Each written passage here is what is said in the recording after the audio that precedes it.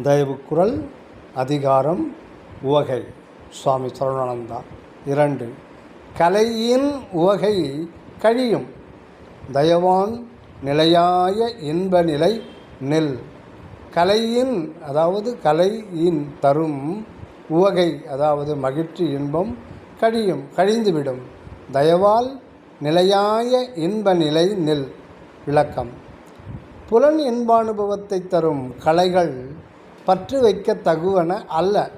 ஏனெனில் அந்த இன்பம் நிலையானது அல்ல, சிறிது காலத்தில் மறைந்து போகும். ஆகையால் ஆன்ம நிகழ்ச்சியால் தயவுடன் பயின்று தோற்றுகின்ற ஆனந்தானுபவமே நிலைத்து இருப்பது எனக் கண்டு அது நின்று நழுவாது நிற்றல் வேண்டும். எவ்வளவு காலம் எவ்வளவு முயற்சி செய்தும் கலை சக்தியால் பிறர்க்கரிய இன்ப நிலை அகங்காரமற்று தயா வண்ணமானால் இவை பொழுதில் திருவருள் கூட்டி வைக்கும்.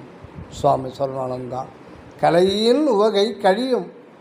தயவால் நிலையான இன்ப நிலை நில். தயவு. தயவுக்குறள் அதிகாரம் உவகை. பொறிவாயில் ஐந்தின் புணர்ந்து உள் மயங்கி வெறி அயர்தல் இன்போ விளம்பு. பொறிவாயில் ஐந்தின் புணர்ந்து உள் மயங்கி வெறி அயர்தல் இன்போ விளம்பு. விளக்கம். புலனிச்சை கொண்டு ஐம்பொறிவாயில் நுகரும் இன்பானுபவம் அக உண்மையை மறைத்து பின்னர் தளர்ச்சியும் கேடும் விளைவிக்கும்.